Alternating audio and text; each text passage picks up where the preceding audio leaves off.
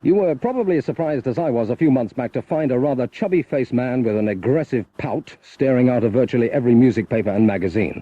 The pinstripe suit, the white pointed shoes, the polka dot tie, it all smacked uncomfortably of yet another journalistic hype. But once and for all, the predictions have been vindicated, not in Britain, but in the United States, where Joe Jackson has become a true overnight sensation.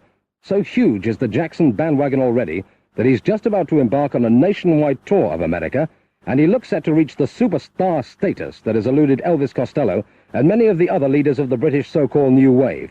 Last week, though, Joe came back home for a flying visit to pick up a pair of clean socks, apparently. And Richard Skinner caught up with him for long enough to ask him how he feels about his extraordinary success. But first, let's listen to the music that's captivating the Americans. Here's Got the Time from Joe Jackson's album Look Sharp.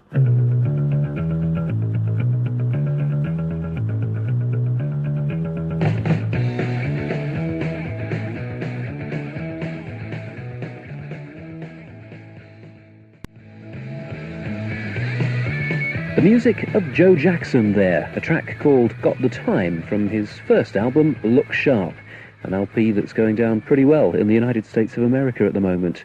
Joe, are you surprised at that American success? Yeah, I'm a bit surprised, actually, yeah. I don't know whether we've had what you call success yet, but it does appear to be the beginnings of it, which is very exciting, you know. I mean, it's great. I think it's about time they had some decent music over there, you know. I think it's good if a few new British bands can break through. You know, I think the time is just about right for it to happen. I gather that you're the number 3 British artist over there at the moment and playlisted on just about every radio station that counts. Yeah, it's incredible. They've really picked up on it quickly. I think that maybe people like Costello have sort of paved the way. Also, the success that the Police are having is bound to be good with me, especially being with the same record company and so on. Was it a policy decision to concentrate on the American market? Well, I'm with what is basically an American record company, right, A&M, so obviously if they can get their British acts to break in the States, that's what they're really interested in doing, you know. I don't really know whether my music is American orientated or not, but I think really over here we're ahead of them, you know. I don't feel that America's got that much to offer me musically, but I think we've got something to offer them. I know it sounds very arrogant, but I just don't really like American music much. I listen to Jamaican music or British music. I read somewhere that America really does equate your music with Elvis Costello. It's not the first time it's been said, I suppose, but how do you feel about that? Well, I'm getting really sick of being compared to Elvis Costello. I don't even particularly like the bloke, you know. It's getting on my nerves. I must admit I can see a similarity. Well, there's a superficial sort of similarity in the music alone, you know. I mean, even if you go into the lyrics, there's no similarity. And as far as sort of stage performance, we're just nowhere near. Fair enough. Back to the LP, it strikes me that the LP could well be the fruits of a pretty long labour. You spent a long time preparing for the debut. That's right. Well, you know, people keep coming up and saying, well, Joe, you know, you've appeared from nowhere. How did it happen, you know? But, I mean, I've been around a long time, you know.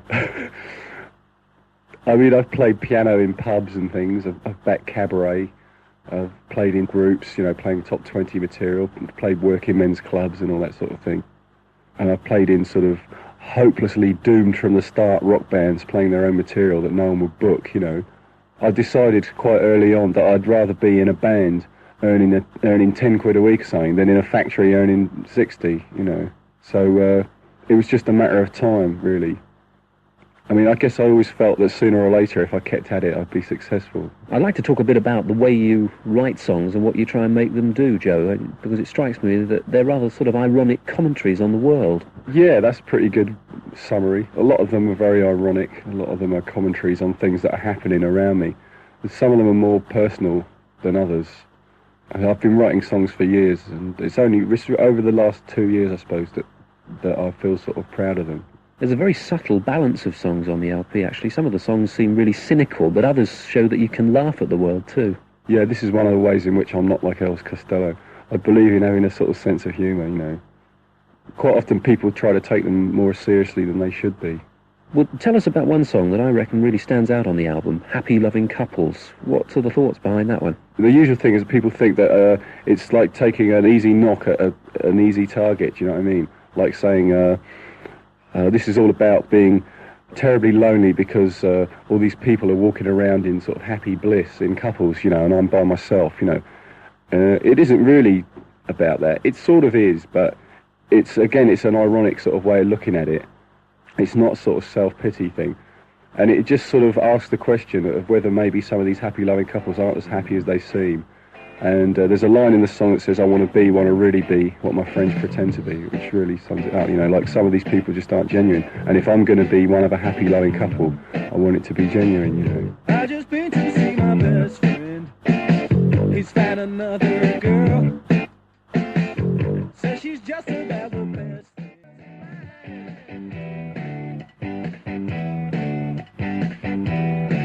Get away, don't friends of mine. Get away, don't friends of mine. Happy Loving Couples from Joe Jackson's debut LP. Joe, do you reckon in everyday life that you are a pretty lonely person? No, not really. I mean, I have been at various times in my life. I'm not now. Sometimes success breeds loneliness, doesn't it? I don't know, really. I mean, I think you're talking about success on a very big sort of scale, which I haven't had yet. Whether I will or not, you know, remains to be seen. And how it'll affect me also remains to be seen. Do you worry about what may come of the American success that's bubbling up now? I try not to worry about anything. I don't think about the future too much.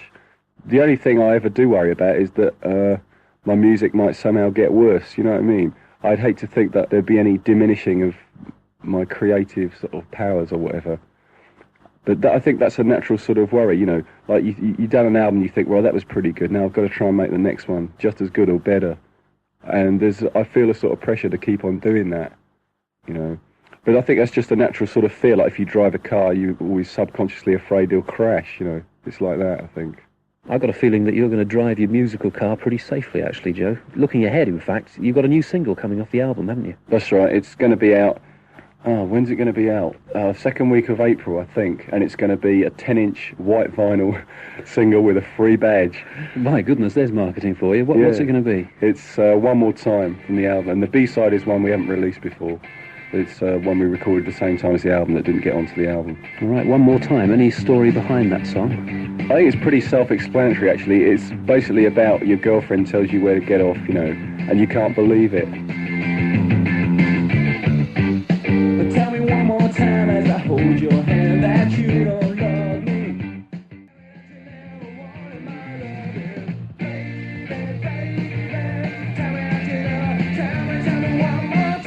That's from the album Look Sharp, and it's called One More Time. And Richard Skinner was talking to Joe Jackson here on Rock On. It's nearly 26 minutes after 4 o'clock.